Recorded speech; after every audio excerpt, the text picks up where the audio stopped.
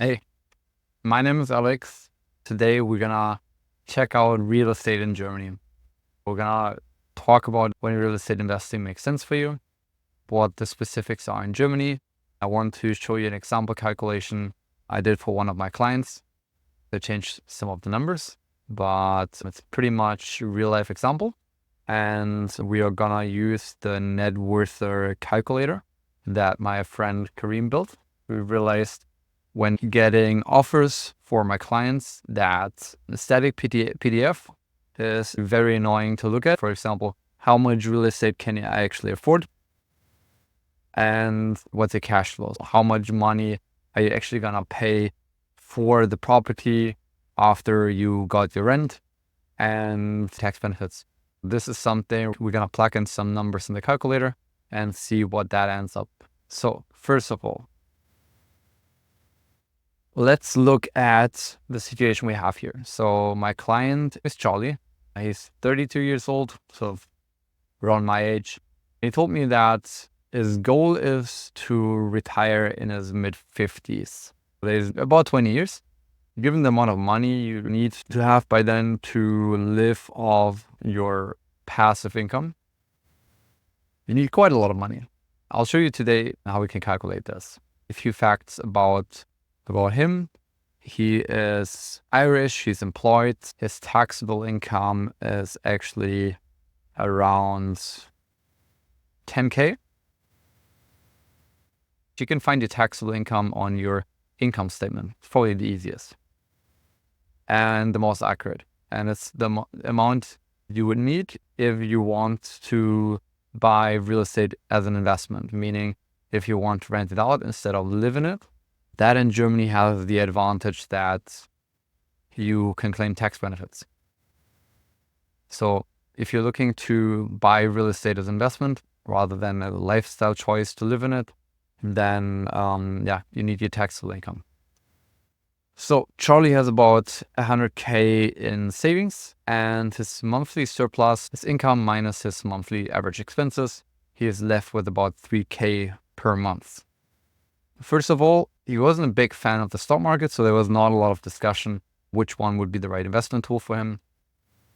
And pension products generally are not suited if you want to retire in your mid-50s. Pension products, if at all, they would only make sense starting at around, early 60s. So yeah, we narrowed it down to real estate pretty quickly. I helped him get an offer for real estate as an investment. Real estate as an investment usually means it's not necessarily your prime location, it's more like suburban. So you have a good ratio between your purchasing price and the rent that you're actually getting. So for him, we found an apartment in the Frankfurt area. We have a lot of industry there. You don't really need to worry about finding a tenant. The size should be between 60 to 90 square meters. So it's a good size for 1 to 2 people, maybe with one child to live there. There's always a lot of people who would be interested in renting it. It should be rather small so that you're not getting in trouble with the mortgage payments. But at the same time, if the goal is to have multiple property units, having a few small units instead of one big one gives you more flexibility in terms of selling them. The financing, we looked at 100% versus 90% financing. So 100% financing means that 100% of the mortgage is being paid by the bank. So you still have to pay for the purchasing cost. But the entire apartment is going to be paid for by the bank. The interest rate was about 3.9%. It's on the high side. At the same time, it does not matter as much as if you were just living in the apartment yourself, because you can write off the interest from your taxes. If you pay a lot of taxes, you can pretty much write off your interest rate with those 42% taxes that you pay. Let's plug in some numbers and see what happens. We got an offer. The sum was 554,200 euros. There's also the garage. We're not taking that into consideration at the moment. Those are the purchasing costs. We're going to round the numbers a bit, the square meter size and the rent the initial rent per month. Usually you start with a rather low rent at those buildings. The ones that I would be looking at are not necessarily new buildings, but rather some that are already developed.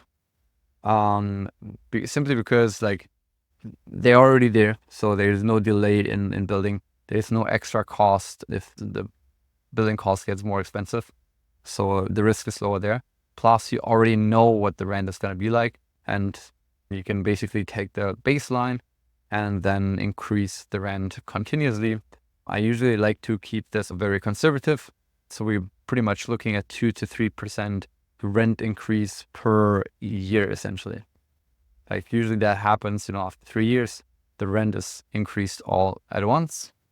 But in our example, let's assume we're gonna go with 3% rent increase per year.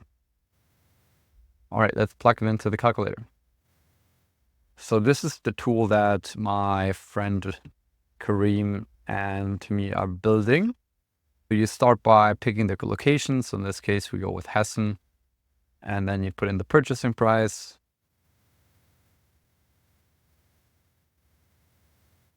As a down payment, we put €0. The purchasing costs don't count here.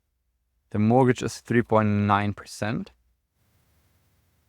In this case, we go with the very low repayment rate. The repayment rate is actually how much of the building of the apartment are you actually paying off per year.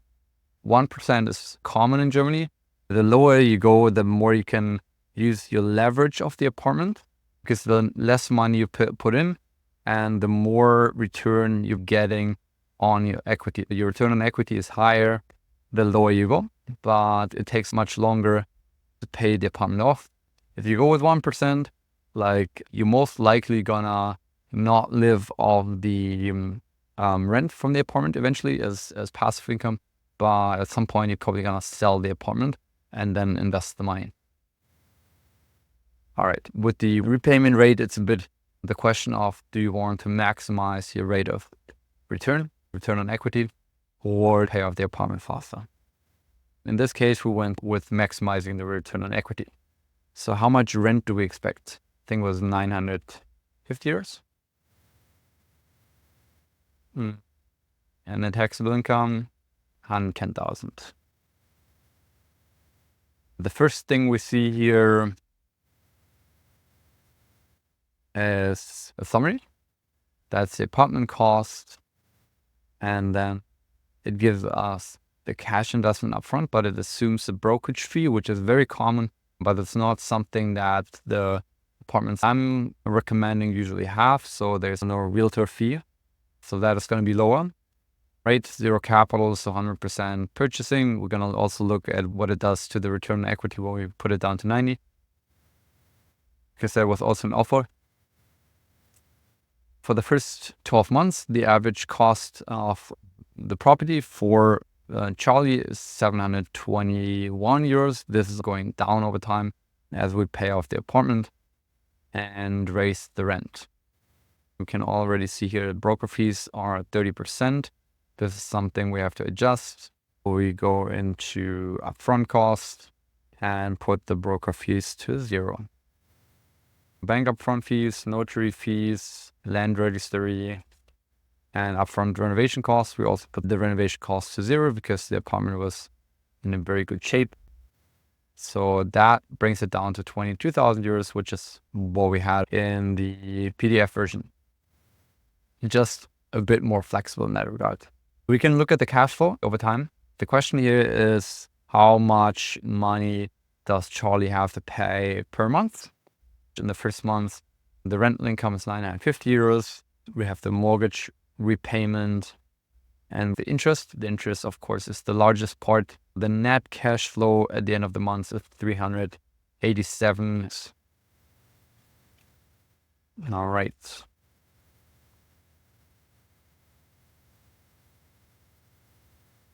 Once per year, we have a renovation cost.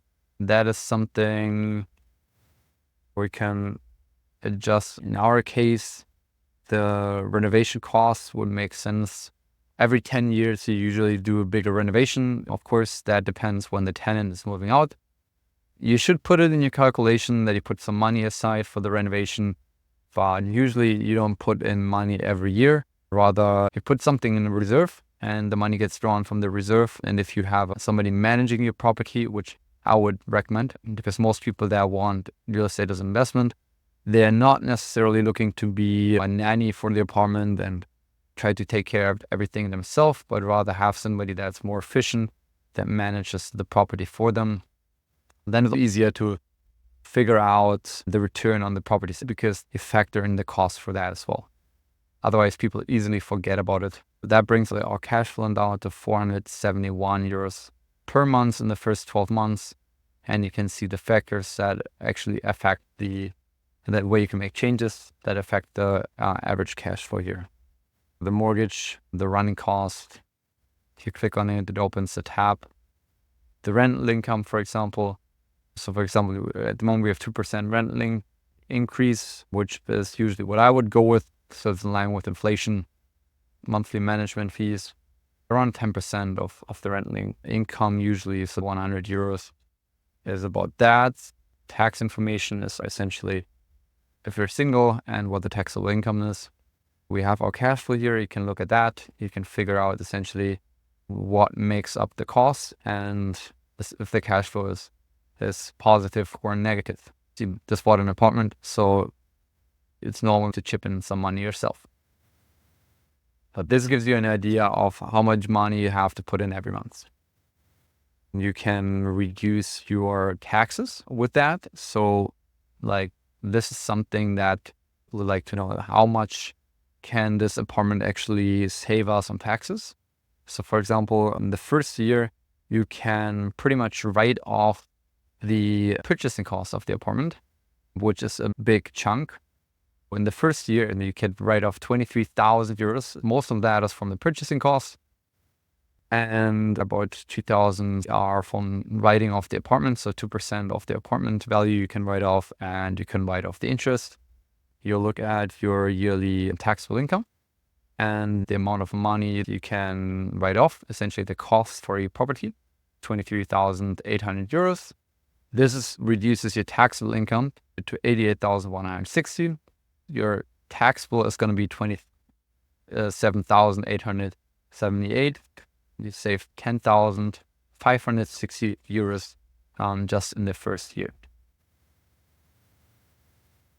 So you can also check your total tax saving. This is the difference between buying a home as a lifestyle choice and buying a property as an investment, because the tax savings here is about 44,275 euros. And the biggest chunk of that is in the first year because you can write off your purchasing costs. And then it goes down over time because your cost for the apartment is going down. You pay less interest. And the more of the apartment you pay off, the less money you can write off your taxes. So usually this, like, actually being in debt is a good thing here because it gives you more tax savings. The lower you go here, the more your tax shield is reduced, and the sooner you should buy new property. After 10 years, you can sell your property tax-free. All right. Let's look at the return metrics. We know how much money real estate is going to make us.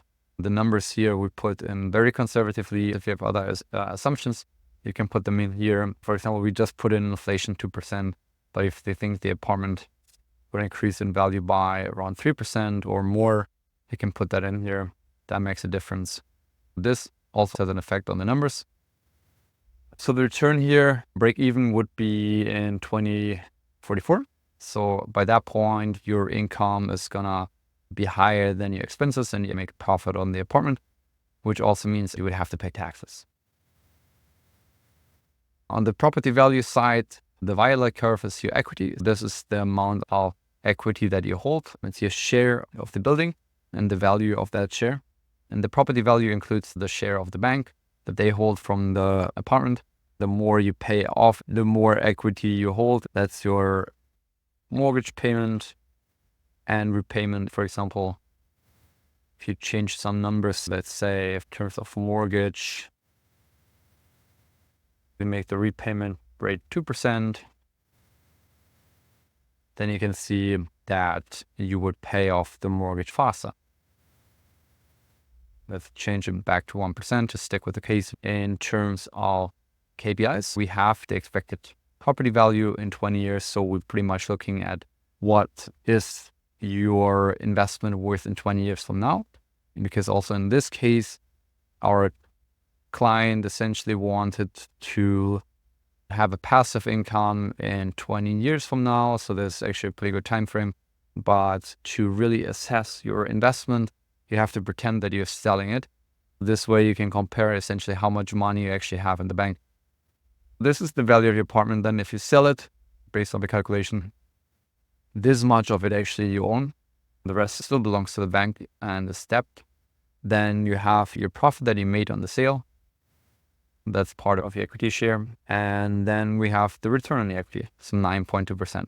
With those numbers, you can make a comparison and decide if real estate is something for you, or if you prefer another asset class.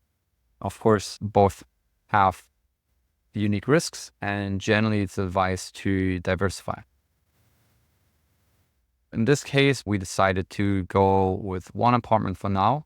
We figured out essentially that for him to have enough money to pay for his expenses in 20 years from now as a passive income, he would have to buy between 4 to 6 apartments in the next few years.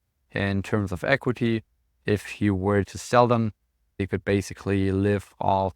Alternatively, if he prefers to keep working, he can also keep the apartments a bit longer, and then he has even more equity, and at some point he could pay off the apartments and live off the rent. All right, I hope you liked the video. Please give me a thumbs up and subscribe if you like. Let me know if you have questions, and if you're trying to figure out how the calculator works, send us a message. Let us know what you like, what you may be missing. We are looking forward to hearing from you. Take care, guys, and good luck with your investments.